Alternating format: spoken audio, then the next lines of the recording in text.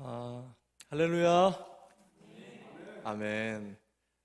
이렇게 말씀을 통해서 제 고향 같은 또 지산교회 우리 성도님들을 이렇게 뵐 수 있어서 너무너무 기쁘고 또 감사하고, 이렇게 뵈니까 제가 기억이 나는 분들도 많이 계시고 또 잘 나지 않는 분들도 계시는데 모두를 환영합니다.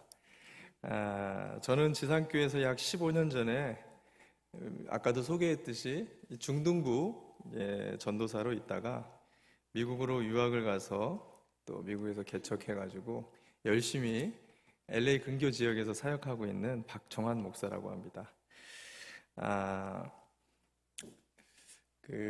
오늘 저를 처음 보는 분들도 계실 건데 또 그때 그 사람이구나 이렇게 생각하시는 분들도 있을 텐데, 모두를 주님의 이름으로 환영하고 축복합니다. 아멘. 우리 그런 마음에서 옆에 전후 좌우분들한테 정말 정말 환영합니다 이렇게 한번 환영하면 좋겠어요. 정말 정말 환영합니다. 축복합니다. 사랑하고 환영합니다. 여기도 팬데믹을 만나서 많이 힘들었겠지만 제가 있는 이 캘리포니아 LA 이 지역에도 많은 어려움과 타격을 입었습니다. 저희 교회 성도님만 해도 11분이 팬데믹 기간에 돌아가셨습니다. 인근 교회에 제 친구 목사님들을 또 이렇게 포함해서 약 200여 교회가 인근에 아는 교회들이 클로즈했습니다. 한국에 들어와 보니까 저희 교단뿐만 아니라 전체 모든 교단에 약 4천여 교회가 클로즈했다라는 소식을 들었어요. 더 안타까운 것은 이런 교회뿐만이 아니라 수많은 성도들이 교회를 떠났고 또 그들이 예배의 생활을 잃어버렸다라는 소식을 들었습니다. 저는 이 상황을 마주하면서 이 상황이 마치 2600년경에 오늘 성경 여러분과 함께 보는 이 느헤미야의 상황과 비슷하지 않나라는 생각을 하게 됐습니다. 여러분과 오늘 읽었던 이 느헤미야의 이 상황은 바벨론 침공으로 이스라엘의 지금 전체적인 모든 경제, 사회, 문화가 다 무너져 있고 성전과 그들의 삶의 중심이 되던 성벽 모든 것들이 다 무너져 있는 상황이었습니다. 이때 하나님께서는 이 느헤미야라는 인물을 통해서 이스라엘의 무너진 성벽과 전체 회중의 예배 공동체의 예배 문화를 회복해 나가는 이야기, 그게 바로 오늘 여러분과 함께 읽은 느헤미야 8장의 대부흥 사건입니다. 여러분, 지금 팬데믹을 지나서 엔데믹이라고 하죠. 이제 팬데믹이 다 끝난 것 같습니다. 그래서 경제, 사회, 모든 교육, 문화 각계의 계층에서 팬데믹 이후에 모든 삶들을 지금 회복하고 있죠. 재건하고 있습니다. 그런데 저는 오늘 밤에 여러분들에게 묻고 싶은 게 있어요. 이 외부적인 이런 요소들이 회복되어지는 이 시점에 우리의 영적인 예배 생활은 한번 어떤지 되돌아봤으면 좋겠습니다. 처음에는 대면 예배를 시작하니까 마음이 들뜨기도 하고 다시 감격이 막 회복되는 것 같기도 했는데, 어떤 분은 오히려 다시 옛날로 돌아가서 무기력해지는 예배 생활로 돌아가고 있는 분은 없습니까? 어떤 분은 아예 밖은 엔데믹이에요. 그런데 내 속사람, 내 영혼은 여전히 팬데믹에서 나오지 못하는 영적 생활을 꼭 하고 있는 분은 없습니까? 오늘 우리의 삶이 여전히 회복되어지고 있는 것 같은데 실제로 속사람을 회복되지 않는 그 이유가 뭘까요? 오늘 성경의 이 느헤미야 8장에서는 우리의 내적인 영적 생활, 특별히 가장 핵심인 말씀 생활이 회복되지 않았기 때문이다라고 진단하고 있습니다. 저는 오늘 팬데믹을 지나서 엔데믹, 위드 코로나 시대에 저와 여러분이 회복해야 될 진짜 우선순위가 무엇인지, 느헤미야가 오늘 이 밤에 회복하려고 했었던 말씀의 3가지 원리를 통해서 여러분과 함께 좀 짚어보고 기도하는 시간이 좀 됐으면 좋겠습니다. 첫 번째 여러분과 함께 나누려고 하는 것은, 말씀이 회복되려면 먼저 우리 안에 영적 시공간을 바꿔야 된다라고 오늘 이야기합니다. 영적 시공간을 바꾸라. 우리 한번 선포해 봅시다. 영적 시공간을 바꾸라. 아멘. 여러분, 하나님의 말씀은 시공간을 초월하는 것을 믿으십니까? 하나님의 말씀은 초월합니다. 그런데 이 말씀을 듣고 있는 저와 여러분, 인간은 시공간을 초월할 수가 없어요. 그래서 우리는 하나님의 말씀을 들을 때마다 시간과 그 공간의 제약을 받기 때문에 하나님의 말씀이 잘 들리는 시간, 하나님의 말씀을 집중할 수 있는 공간으로 우리가 체인지가 돼야 된다는 것입니다. 오늘 느헤미야는 이것을 알고 제일 먼저 했었던 것이 뭐냐면 느헤미야 8장 1절을 보도록 하겠습니다. 혹시 여러분 성경책이 있는 분들은 책을 펴놓으시고 저와 함께 따라서 같이 오시면 좋겠어요. 느헤미야 8장 1절입니다. 제가 읽어드립니다. 이스라엘 자손이 자기들의 성읍에 거주하였더니 일곱째 달에 이르러 모든 백성이 일제히 수문 앞 광장에 모여 학사 에스라에게 여호와께서 이스라엘에게 명령하신 모세 율법책을 가져오기를 청하매. 아멘. 느헤미야가 제일 먼저 했었던 작업이 뭐냐면 모든 회중을 전부 수문 앞 광장으로 모아서 학사 에스라를 통한 선포되어지는 그 말씀에 집중하도록 만들었습니다. 이 당시 모든 성벽과 성전이 다 무너져 있었던 이스라엘 백성들은 지금으로 말하면 온라인 예배라고 하죠. 각자의 집에서 알아서 예배를 드리는 그런 문화 속에 있었습니다. 그러다 보니까 예배 생활이 엉망이었어요. 그런 이들을 굳이 수문 앞 광장으로 불러 모은 이유가 있습니다. 그 당시 수문이라는 곳은요, 광야 지역에서 생명과 같은 물줄기가 들어오는 문이 바로 수문이었습니다. 그래서 느헤미야는 생각을 했어요. 하나님의 말씀이 우리의 생수와 같은 우리의 생명을 살리는 물이기 때문에 우리는 수문 앞 광장에 모여야 한다는 것이었어요. 영적인 그런 메시지와 그 의미를 가지고 사람들을 이 공간으로 모은 것입니다. 여러분, 이것이 굉장히 중요해요. 예를 들면 이런 거죠. 우리가 촛불 집회를 서울에 있는 분들은 하셨을 텐데 촛불 집회를 막 하려고 하는데 집에서 촛불을 아무리 흔든다고 그 분위기가 날까요? 여러분, 직장에 가가지고 촛불 드는 사람 있습니까? 촛불을 들려면 어디로 가요? 어디로요? 어디로 거에 가야죠. 어디입니까? 광화문으로 가야죠. 광화문 안에 있는 그 분위기가 있기 때문에 여러분, 사람은 공간의 영향을 받게 됩니다. 그래서 일하는 일터에 가 있으면 내가 일하는 사람이 아닌데도 일을 하게 되어져요. 도서관을 가면은 내가 평상시 공부를 안 하는데도 책을 봐야 될 것 같습니다. 왜요? 공간이 주는 영적 분위기 때문에 그렇습니다. 그래서 팬데믹 기간 동안에 수많은 사람들이 교회를 떠났습니다. 그런데 우리가 팬데믹이 끝난 이후에 수많은 사람들이 다시 다 돌아오고 있어요. 미국 같은 경우에는 지금 한국보다 1년 전에 팬데믹이 먼저 끝나서 지금은 대부분 교회로 많이 돌아온 상황입니다. 그렇게 될 수밖에 없는 이유가 공간이 가지고 있는 특징 때문에 그렇다라는 것입니다. 물론 그렇다고 해서 온라인 예배가 잘못됐다라기보다는 우리가 지난 몇 년간 여러분 온라인 예배 한번 들어보셔서 아시겠지만 온라인 예배가 참 좋은데 얼마나 어렵습니까? 여러분, 공간 자체가 예배를 드릴 수 있는 공간의 분위기가 형성되어 있지 않은 곳에서 우리가 예배를 드렸기 때문에 그것이 힘들었다는 것입니다. 그래서 말씀을 제대로 들을 수 있는 공간을 찾아서 우리는 움직여야 된다는 것입니다. 또 한 가지, 느헤미야는 시간을 바꿨다라고 성경이 이야기합니다. 2절 말씀 볼까요? 2절 제가 읽어드립니다. 일곱째 달 초하루에 제사장 에스라가 율법책을 가지고 회중 앞 곧 남자나 여자나 알아들을 만한 모든 사람 앞에 이르러. 아멘.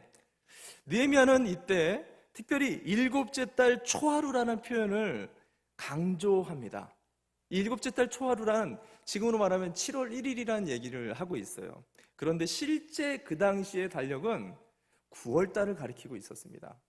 그런데 희한하게 느헤미야는 오늘이 7월 1일이라고 얘기해요. 자, 왜 그랬을까요? 이것은 느헤미야가 지금 그동안 히브리인들이 쓰지 않았던 옛 히브리인들의 시간력을 가지고 와서 그것을 지금 부활시키고 있는 것입니다. 어떤 조직이든지요, 그 조직을 가면 그 조직이 가진 시간력이 있어요. 회사를 가면 회사의 시간력이 스케줄이 있죠. 타임라인이라고 하죠. 가정에 가봐도요, 그 가정의 타임라인이 있습니다. 간혹 여러 가지의 삶을 병행해서 살아가시는 분들이 있죠. 이런 사람들은 간혹 이 타임라인이 서로 부딪히고는 해요. 가정사를 열심히 해야 되는데 회사 일하고 겹쳐버리게 되는 거죠. 이렇게 될 때 그 사람은 어떻게 하죠? 내가 중요하다라고 생각하는 그 시간력을 따라서 내가 움직이게 되어집니다. 지금 느헤미야와 이스라엘 공동체는요, 시간력이 부딪혔습니다. 이들의 일반 타임라인에서 하나님의 시간력인 이 7월 초 하루, 이 시간력을 가지고 왔는데 이날이 어떤 날이었냐면 나팔절을 가리키고 있었어요. 이 나팔절은 이스라엘 역사 속에 아주 중요한 절기였습니다. 그들이 오랫동안 잊혀진, 드리지 않았었던 여호와의 절기를 느헤미야가 다시 지금 복구시키고 있는 것입니다. 그렇게 함으로 인해서 그들 안에 잃어버렸었던 하나님을 따라가는 스텝 바이 스텝을 다시 시작할 수 있도록, 그 타임라인을 따라서 그들의 인생이 바뀔 수 있도록 그 첫 단추를 지금 느헤미야가 끼고 있다라는 것입니다. 이때 여러분, 우리의 영적 생활은 회복되기 시작한다라는 거예요. 미국은 좀 이 부분이 굉장히 중요한데, 한국에서도 사람을 만날 때는 대부분 이렇게 대충 만날 때는 그러지 않지만 중요한 만남이 있을 때는 항상 약속을 잡게 됩니다. 미국은 관공서를 갈 때에도 반드시 어포인먼트, 약속을 잡아야지. 안 그러면 막 아무 때나 찾아간다고 만나주질 않아요. 항상 시간을 정하고 갈 때만 그것을 만나줍니다. 그렇게 되는 이유가 뭐죠? 시간을 잡아야 우리가 진지하게 대화를 나누고, 시간을 잡아야 내가 상대와 긴밀한 이야기를 할 수 있기 때문에 그래요. 우리가 온라인 예배를 드리면서 온라인 예배가 힘들었었던 이유가 사실 뭔지 아십니까? 내가 정확한 시간을 결단하지 않았기 때문에 그래요. 우리가 경험해봤죠. 온라인 예배 드린다고 할 때 어떤 분은 빨래하면서 들어요. 어떤 분은 어떻습니까? 설거지, 급했던 설거지를 하면서 듣습니다. 어떤 분은 차량, 지금 빨리 가니까 핸드폰 켜놓고 차량 운전하면서 듣습니다. 어떤 분은 업무를 보면서 듣습니다. 어떤 분은 친구랑 수다 떨면서 듣고 있어요. 그러니 그것이 우리 안에 제대로 들리겠냐는 것입니다. 진짜 말씀이 회복되려면 시간과 공간을 결단하는 헌신이 우리 가운데 먼저 필요하다라는 것입니다. 여기서부터 우리의 영적인 인생이 회복되기 시작하는 거예요. 저는 오늘 이 말씀이 잠깐 와서 이렇게 흘러가는 말씀처럼 들릴 수 있겠지만 정말 하나님의 말씀이라고 여러분이 오늘 들려진다라면 이 자리에서 결단하십시오.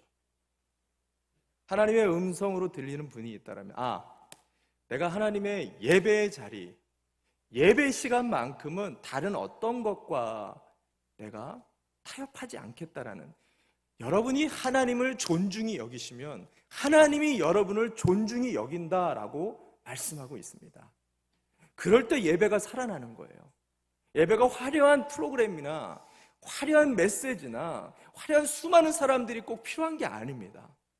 내가 하나님 앞에 결단하고 그 헌신한 드림이 있을 때에 성령이 임하는 거예요. 그리고 그 말씀이 우리의 심령을 살리게 되어지는 것을 여러분 믿으시길 바랍니다. 아멘. 두 번째, 하나님의 말씀이 우리 가운데 회복되려면 영적인 시공간 이후에 우리의 영적인 태도를 바꾸라고 말합니다. 여러분, 매우 중요한 부분인 것 같아요. 오늘 4절 말씀을 한번 볼까요? 느헤미야 8장 4절 말씀 제가 읽어드립니다. 그때 학사 에스라가 특별히 지은 나무 강단에 서고 그의 곁 오른쪽에 선 자는 마띠디아와 스마와 아나야와 우리아와 힐기야와 마아세야요, 그의 왼쪽에 선 자는 부다자와 미사엘과 말가와 하숨과 하스바다나와 스가랴와 무술람이라. 아멘. 느헤미야는 생명의 말씀을 듣게 하기 위해서 많은 노력을 했습니다. 성도들에게. 그 중에 제일 먼저 했던 게 말씀의 단을 높였어요. 망대 위로 올렸습니다. 그 이유는 보다 더 많은 사람들에게 말씀이 들려지게끔 한 거예요. 거기다가 에스라 혼자만 말씀을 전하게 한 게 아니라 각 구역장들을 옆에다 세웠어요. 그래서 에스라가 말하는 그 말씀을 모든 사람들이 다 잘 귀에 들릴 수 있도록, 이게 뭐냐면 다른 구역장이 와가지고 이 말 저 말 하는 것보다 우리 구역장이 말을 전하면 더 귀 기울이게 되는 거예요. 오늘 구역이 이렇게 찬양을 할 때도요, 이 구역하고 아마 친한 구역들은 눈을 쫑긋하게 이렇게 보면서 다 잘한다 잘한다 이랬을 거예요. 이와 마찬가지로 그 구역장들이 쫙 서서 말씀을 전하니까 에스라보다 구역장이 좋은 사람들이 있잖아요. 이런 사람들은 더 말씀에 더 집중을 할 수 있는. 그러니까 무슨 말이냐면 느헤미야는 지금 성도들이 어떻게 해서든지 그 말씀을 들을 수만 있다라면 모든 방법과 총동원을 해서 말씀을 듣도록 노력했다라는 것을 이야기해주고 있습니다. 말씀을 들을 때 이 같은 노력이 필요해요. 왜냐하면 말씀을 들을 때는 항상 영적 싸움이 존재하기 때문에 그렇습니다. 누가복음 8장에 보면은요, 우리가 말씀을 들을 때에 우리의 마음밭의 상태를 4가지로 비유했어요. 혹시 기억하십니까? 첫 번째가 길가, 그리고 두 번째가 그거죠, 돌짝밭, 그리고 가시떨기밭, 마지막 옥토밭입니다. 이 자리에는 모두가 옥토밭인 줄 믿습니다. 아멘. 그런데 우리가 여기서 제일 좋아하는 밭이 옥토밭이에요. 그럼 옥토밭은 그냥 씨 뿌리면 막 자라는 밭일까요? 성경을 볼까요? 예수님은 이렇게 말씀하셨어요. 누가복음 8장 15절에 보니까 좋은 땅에 있다는 것은 착하고 좋은 마음으로 말씀을 듣고 지키어 인내로 결실하는 자니. 뭐라고 얘기합니까? 옥토밭은 말씀을 들으면 무조건 열매를 맺는 자니라고 얘기하지 않았어요. 어떤 밭입니까? 말씀을 들었을 때 그것을 흘리지 않도록 지키고 인내하고 그걸 집까지 가져가서 집에서 말씀이 자라나도록, 내가 일터로 가지고 가서 일터에서 말씀이 적용되어지도록 끊임없이 고분분투하며 말씀에 사로잡히는 삶을 살 때 그 사람이 옥토밭이다라고 이야기를 하는 거예요. 무슨 말입니까? 한마디로 얘기하면 모든 밭은 말씀을 들을 때 공격을 당한다는 거예요. 그래서 요한복음 4장에 예수님은 말씀을 듣는 사람의 자세, 예배하는 자의 자세를 설명해 줬어요. 어떻게 얘기하죠? 신령과 진정으로 예배한다라고 했습니다. 이 신령과 진정의 원어의 표현은 한마디로 얘기하면 이거예요. 마음을 집중한다라는 거예요. 내 온 정신과 내 온 마음을 계속해서 영적 싸움이 치열하기 때문에 말씀을 듣는 자리에서 내가 그것을 집중해야 된다는 거예요. 그때 그 말씀이 살아서 내 안에 육이 되어진다는 것을 얘기해주고 있다는 것입니다. 지금도 이 자리에 많은 분들이 와 계시는데, 이 자리에 와 있다고 여러분이 다 말씀을 듣는 것 같지만 그러지 못하는 분도 아마 있을 것입니다. 왜냐하면 영적 싸움이 치열하기 때문에 그래요. 우리가 사람과 대화를 할 때도 이런 경우가 있어요. 멍 때린다고 하죠. 눈빛이 멍해지는 사람이 있습니다. 조는 사람들도 있습니다. 근데 이렇게 피곤해가지고 조는 것은 괜찮아요. 오케이, 괜찮습니다. 그런데 이게 습관인 사람이 있어요. 이것은 굉장히 위험한 태도예요. 우리는 1년 365일 예배 생활을 하는데요, 말씀을 들을 때마다 멍 때리거나 내 영혼이 잠들게 되어지면요, 그것보다 치명적인 영적 무기력이 없어요. 여러분, 다른 거는 제대로 멍 때리더라도 말씀을 들을 때에는 여러분의 온 세포와 마디마디가 살아나야 되는 것을 여러분 믿으시기 바랍니다. 그래야 내 영혼이 살아나기 때문에 그래요. 오늘 그래서 여러분들이 말씀을 들을 때 집중하는 습관을 만드시길 바랍니다. 또 한 가지, 느헤미야는 8장 6절을 보니까 6절 제가 읽어드립니다.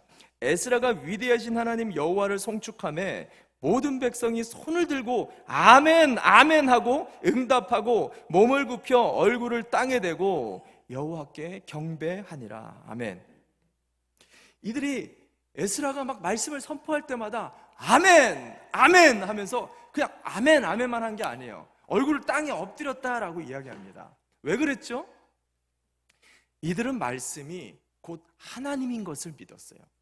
그래서 성경을 펴는 순간 하나님이 이곳에 임재한다라고 믿었던 거예요. 하나님의 말씀이 선포되면 지금 에스라가 말을 전하는 게 아니라 하나님이 이 자리에서 나에게 임재한다라고 믿었던 것입니다. 그래서 이들은 아멘 하고 외치면서 자기가 그 존전의 하나님을 직접 마주할 수 없어서 두려워서 고개를 땅으로 쳐박아 버린 거예요. 여러분, 이것은 굉장히 중요한 말씀을 살리는 우리의 태도입니다.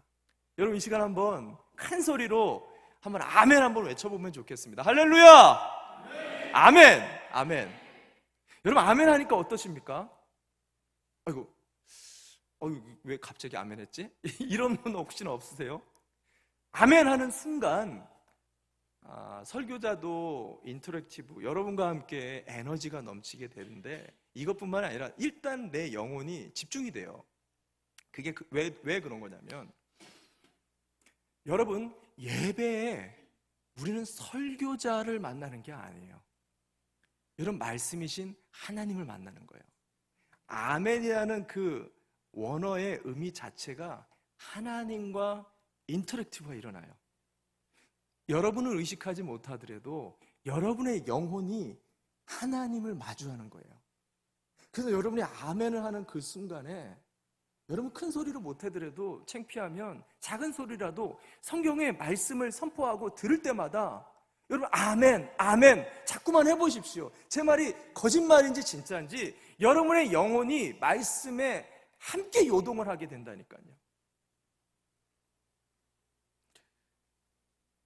여러분이 이 말씀의 태도와 감각을 회복하지 못하면은요, 여러분은 어떤 말씀을 듣더라도 여러분의 영혼을 살릴 수가 없어요.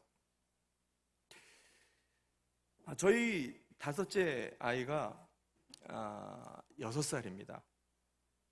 녀석이 이제 나이가 어려가지고 형 누나들이 이제 고등학생들인데 형 누나들한테 이게 힘으로 안 되니까 애들이 이게 억울하면 다섯째 하일이라는 녀석인데 저한테 달려와요. 저한테 와가지고 얘가 하는 말이 그거예요. 아빠, 누나가 날 괴롭혀요. 아빠, 형이 나랑 안 놀아줘요. 막 난 바빠 죽겠는데 인숙이 와가지고 막 계속 이렇게 쫄르면은 내가 그래요. 아빠가 지금 바쁘니까 그래 알겠다. 가서 더 계속 그러면 아빠한테 혼나. 그렇게 얘기를 해주라 그래요. 그럼 하일이가 신나가지고 형 누나들한테 갑니다. 그래서 형 누나들을 노려보면서 괴롭히지 마 누나, 나랑 놀아줘 형아, 딱 그렇게 얘기해요. 계속 그러면 이제 혼나? 이렇게 하일이가 인상 쓰면서 형 누나한테 얘기합니다. 그럼 형 누나들이 어떻게 할까요? 웃기고 있네. 너나 괴롭히지 마. 야, 너나 잘해. 이렇게 콧방귀도 뀌지 않습니다. 근데 하일이가 거기다가 딱 한마디를 더해요. 아빠가 그랬어. 아빠가 그랬어. 그러면 저희 아이들은 그냥 탁 침묵으로 그래.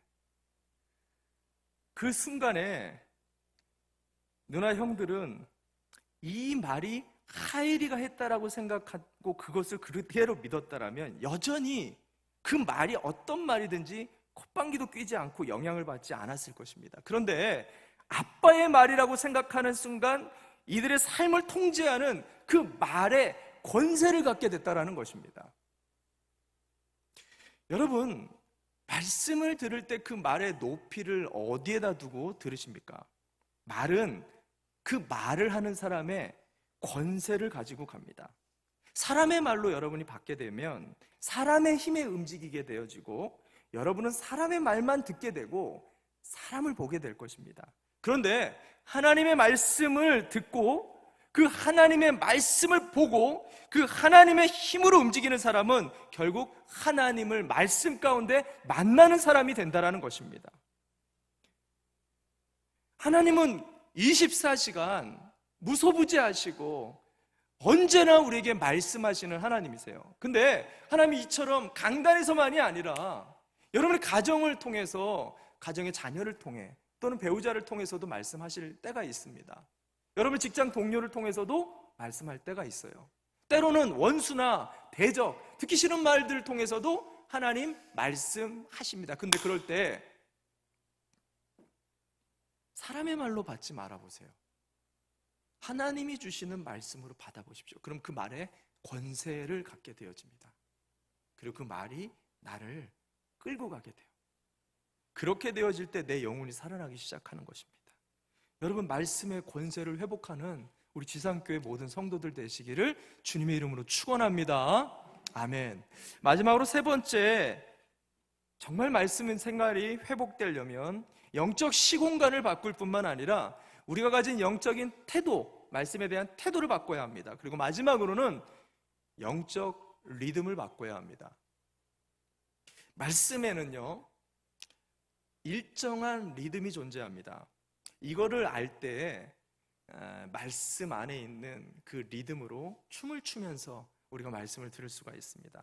오늘 9절 말씀 볼까요? 느헤미야 8장 9절 말씀 제가 읽어드립니다. 백성은 율법의 말씀을 들으면서 모두 울었다.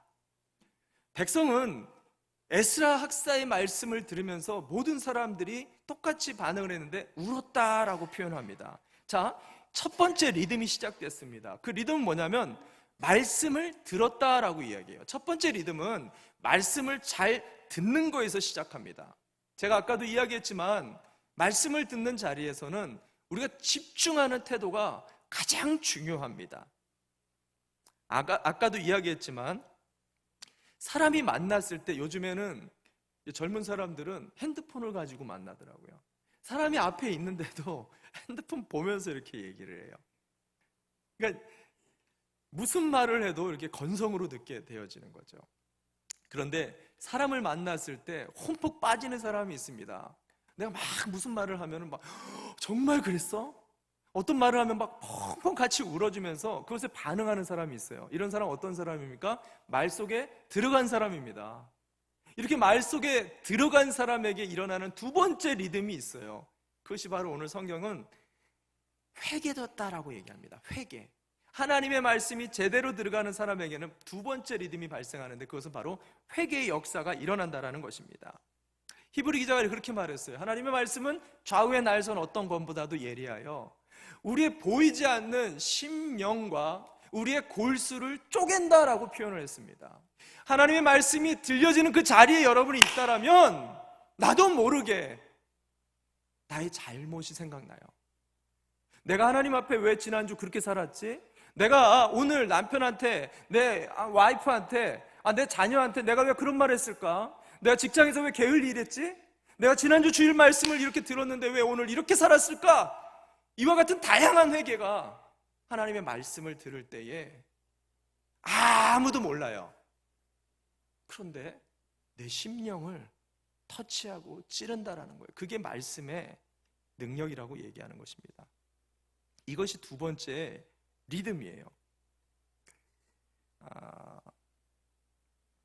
이런 리듬을 들을 때 회개가 이어지긴 하는데 물론 모든 사람이 이 말씀을 들을 때 다 똑같이 회개의 역사, 두 번째 리듬으로 들어가지는 않습니다. 왜냐하면 병원에서도 그래요. 장로님은 암입니다. 죄송합니다. 딱 그런 말을 들면 우리가 내가 암이군요. 네, 감사합니다. 이렇게 가는 사람이 거의 없어요. 일반적으로 통계적으로 암입니다. 딱 그러면 대부분의 사람들이 무슨 내가 암이야? 당신 돌팔이 아니야? 다른 병원에 가봐야겠어. 대부분의 사람들이 못 받아들인다라는 거예요. 여러분, 사람들이 칭찬은 매우 잘 받아들입니다. 그런데 나를 지적하는 말이나 또는 내가 불편한 그런 말들을 들으면 기분 좋은 사람이 아무도 없습니다.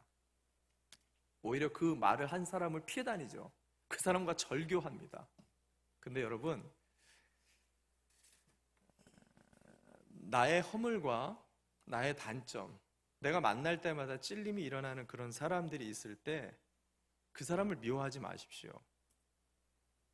그 사람을 미워하지 마시고 내 속에 숨겨진 죄를 미워하십시오. 그렇게 될 때 내 영이 살아나는 거예요. 여러분, 그런 적 없습니까? 부부관계에서 싸웠는데 미묘한 싸움들 있잖아요. 서로 기싸움 한다 그러죠. 직장에서도 동료들끼리 싸움을 했는데 잘못했는데 미묘하게 먼저 잘못했다고 말 안 하고 기싸움 할 때가 있습니다. 먼저 고백하지 않아요. 기분이 어떻든가요? 집안 분위기가 어떻게 되든가요? 좋든가요? 답답하죠. 칼칼합니다. 죽을 것 같습니다. 심령이 메말라 가죠. 그럴 때 그냥 딱 한마디, 내가 잘못했어. 별것 아닌 것 같지만 그 말 한마디 하기가 힘들어요. 그런데 그 말 한마디를 탁 던지면 어떻게 됩니까? 그러면 뭔지 모르게 속이 시원해지고 그 마음의 평안과 기쁨과 굉장히 자유해지게 되어지는 것을 우리가 느끼게 됩니다. 그래서 오늘 느헤미야가 오늘 결론에 이런 말을 하면서 마치고 있습니다. 8장 10절 말씀 볼까요? 8장 10절 말씀 제가 읽어드립니다. 후반부예요. 후반부. 이날은 우리 주의 성일이니 근심하지 말라. 여호와로 인하여 기뻐하는 것이 너희의 힘이니라. 할렐루야. 이스라엘 백성들이 하나님의 말씀을 듣더니 내가 이것이 잘못되었던 거구나. 우리가 예배 생활이 엉망이었구나. 내가 하나님의 말씀의 능력을 모르고 그냥 살아왔구나. 통회하고 자복하기 시작했습니다. 근데 느헤미야가 여기서 다음 리듬으로 넘어가야 된답니다. 오케이, 잘했어. 그런데 여러분, 슬픔에 머물러 있는 게 하나님의 말씀의 목적이 아니라는 거예요. 그 이후에 찾아오는 기쁨, 그 이후에 찾아오는 자유함, 그 이후에 찾아오는 나를 살리는, 나를 회복시키는 세 번째 부흥의 리듬을 타야 된다는 거예요. 여러분, 이것이 말씀 안에 있는 기가 막힌 세 가지의 리듬입니다. 첫째, 하나님의 말씀을 잘 듣는 거. 둘째, 그 말씀에 내 심령을 회개하는 거. 그리고 그 심령이 회개한 이후에 내 영혼이 자유케 되어지면서 죽을 것은 죽고 살아날 것은 살아나면서 내 영혼이 부흥을 경험하게 되어지는 것. 이것이 말씀의 궁극적인 목적이라는 것입니다. 이것이 우리의 예배 생활에서 계속 반복적으로 일어날 때 우리는 그 예배에서 춤을 추게 되는 거예요. 우리는 그 생활 속에서 하나님과 함께 댄싱 위드 미, 하나님 앞에 춤을 추게 되어지는 신앙생활이 정말 춤바람이 나는, 신바람이 나는 그런 신앙생활이 될 수 있다는 것입니다. 1907년 1월 14일 주일 밤이었습니다. 평양 사경회가 열리던 마지막 날 마지막 집회 때 오히려 분위기가 더 다운이 되어졌습니다. 영적인 생기가 없었고 하나님의 영이 떠난 느낌과 사람들은 매우 답답해했다라고 기록하고 있습니다. 이 집회를 인도했었던 이기람 목사님이 계시는데 이 목사님은 강단에 서야 되는데 영적인 분위기가 너무 다운돼 있었다는 거예요. 그래서 강단에 딱 말씀을 전해야 되는데 말씀 전하기 전에 목사님이 그랬답니다.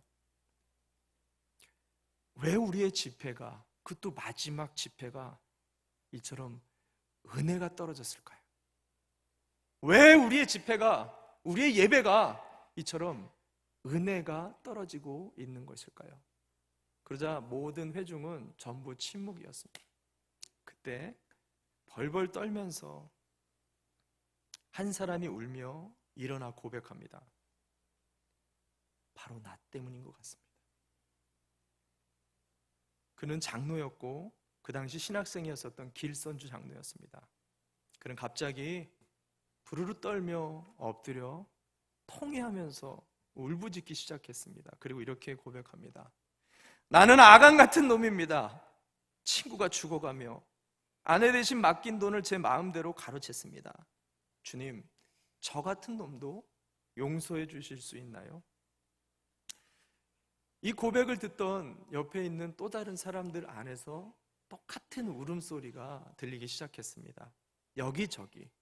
그러자 사람들이 한 명, 두 명 일어나면서 비슷한 고백을 합니다. 저는 병들어 아파하는 마누라를 보면서 매일 술만 마시고 빨리 죽어버리라고 저주했습니다. 용서해 주십시오. 저는 제 욕심 때문에 첩을 둘이나 두고 아이들과 마누라 생각을 전혀 안 했습니다. 하나님, 용서해 주십시오. 하나님, 저는 선교사님의 돈을 14전이나 아무도 모르게 훔쳤습니다. 아무도 모르게 훔쳤습니다. 그러나 저를 용서해 주십시오. 예배단은 이와 같은 수많은 사람들의 감춰진 자기 안에 있는 더러운 것들과 거짓된 것들을 고백하며 다음 새벽 2시, 3시까지 계속해서 강권적인 성령의 임재를 통해 통회하고 자복하는 그런 회개의 역사가 이어져 갔다라는 것입니다. 이것이 우리가 잘 아는 한국 부흥, 평양 대부흥의 불씨가 되었던 것입니다. 저는 오늘 이 짧은 시간이지만 저와 여러분 안에 정말 잃어버렸었던 하나님의 말씀이 다시 들리는, 내가 안에 무기력해져 있었던 영적 생활이 다시 생기를 찾게 되어지고 내 심령이 하나님 앞에 다시 겸비하고 거룩함을 회복하려고 몸부림치게 되어지는 이 시간이 되시기를 주님의 이름으로 축원을 드립니다. 여러분이 그렇게 하시려면요, 여러분의 영적인 시공간을 바꾸셔야 합니다. 여러분의 결단이 필요해요. 하나님의 말씀이 들어오는 공간이 있어요. 하나님의 그 공간을 사수하기 위해선 시간의 결단이 필요하다라고 말을 합니다. 안 들리는 곳, 안 들리는 시간을 가지고 자꾸만 다른 거에 원인을 찾지 마시고 나의 결단을 하시기 바랍니다. 그리고 말씀을 들을 때에 우리의 태도 하나만 바꿔보십시오. 말이 그 사람의 권세를 가지고 간다고 그랬습니다. 말씀을 들을 때 어떤 말을 듣든지 누가 전하든지 하나님 만나는 하나님의 사람들 되시기를 바랍니다. 그리고 여러분 안에 영혼을 살리는 영적 리듬을 타십시오. 예배 때 춤추며 찬양하고 경배하며 뜨겁게 하나님 앞에 부르짖는 나의 영적인 리듬을 회복해서 우리 지상교회가 이 어두워져가는 이 세대 속에서 빛이 되어지고 마지막 그 하나님, 한 영혼을 찾는 그 하나님의 영혼을 구원하는 주님의 몸된 교회 되기를 주님의 이름으로 축원을 드립니다. 아멘. 함께 기도합시다.